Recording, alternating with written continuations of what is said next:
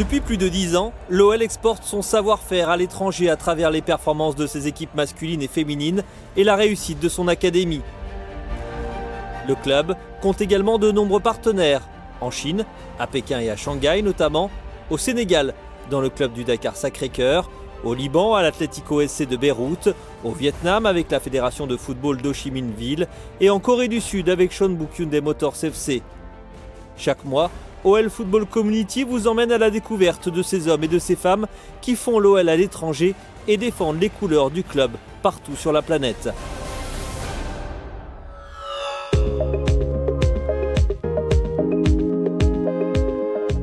Pour ce 6e numéro de la saison, direction le Sénégal et sa capitale Dakar, où le parrain du partenariat, Sidney Govou, a effectué un déplacement de 3 jours au cours du mois de janvier.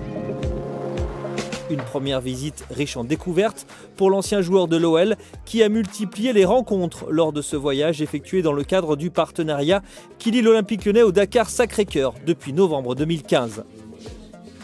Il y a vraiment beaucoup de joie et quelque part de la fierté aussi de voir l'évolution, de voir ce que c'est aujourd'hui. Je pense qu'il faut être fier de ce qui se passe ici en ce moment et se dire que entre guillemets, c'est qu'un début et que l'avenir, je le vois très radieux si on continue de la même manière. Je suis très heureux de la présence de Sidney parce que c'est un sportif extraordinaire. C'est un représentant merveilleux de l'Olympique Lyonnais, ce club qui nous accompagne depuis 2015. Rencontre avec l'ambassadeur de France, Christophe Bigot, pour évoquer le projet de sport-études du Dakar Sacré-Cœur, une première dans le pays. Échange lors de séances d'entraînement avec le joueur du groupe professionnel qui réalise un splendide début de saison en Ligue 1 sénégalaise. Partage de son expérience avec les féminines et les jeunes du centre de formation. Sidney Govou a pris son rôle très à cœur. On se dit qu'il y a un tel potentiel de joueurs en Afrique, un tel potentiel, une telle envie au-delà du joueur africain. Je pense que l'Afrique en elle-même aime le football dans sa globalité. On le voit, il y a beaucoup de joueurs qui partent à l'étranger, qui performent dans les plus gros clubs européens, les clubs mondiaux actuellement. Mais si une fédération africaine veut performer au niveau mondial, il va falloir développer le football dans son propre pays. Et je pense qu'avec des modèles comme Dakar Sacré-Cœur, pour moi, qui est un modèle qui permet à la fois de former des joueurs, de développer le niveau social d'un pays et en même temps de développer le foot local. Le séjour de l'ancien international français a marqué l'ensemble des membres du Dakar Sacré-Cœur et notamment les jeunes pousses du club qui n'ont pas manqué de lui rendre hommage à travers une vidéo de remerciement. Merci pour tes conseils, merci d'être venu à DSF. Merci Sidney Govou.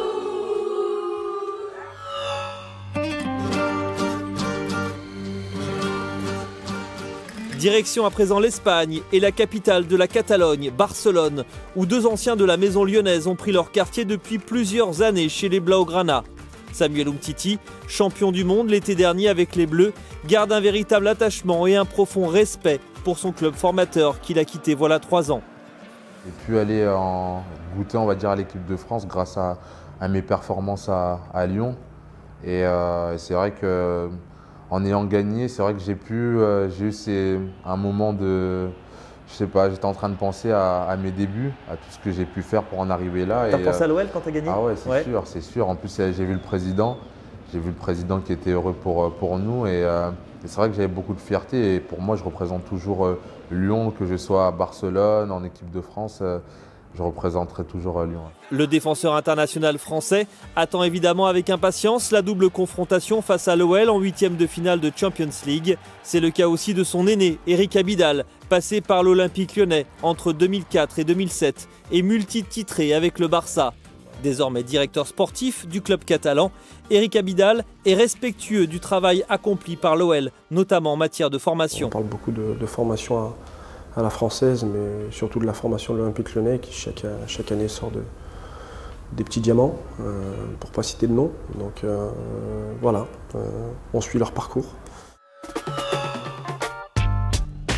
Quelques news à présent en provenance du Vietnam, du Liban et du Canada.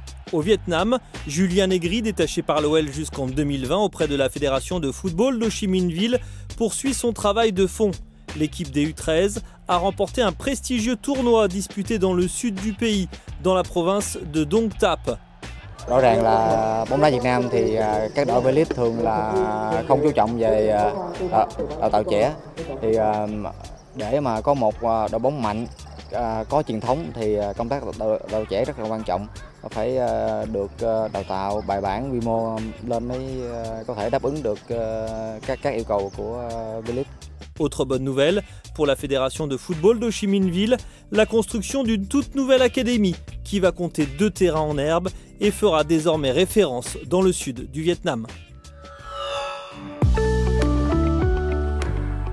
Au Liban, l'Atlético SC est en pleine préparation de la nouvelle saison.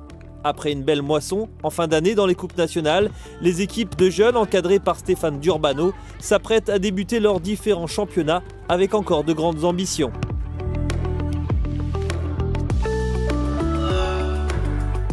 En Amérique du Nord, le club de l'Impact Montréal, entraîné par l'ancien lyonnais Rémi Garde, vient d'accueillir en prêt un jeune espoir du club, Zachary Broguillard, également international canadien. Une belle manière pour le jeune défenseur lyonnais de poursuivre sa progression en Major League. Mon intégration elle se passe très bien pour le moment, donc c'est vrai qu'il y a beaucoup de Français et ça me facilite un peu plus l'intégration, tout ce qui est sur système de placement de jeu, donc ça va me faciliter beaucoup plus de choses. On termine ce numéro avec quelques extraits du tournage à Lyon d'un clip en l'honneur du Nouvel An chinois. Le premier ballon d'or féminin, Ada Hegerberg, le champion du monde français, Nabil Fekir, et la capitaine lyonnaise Wendy Renard se sont prêtés au jeu.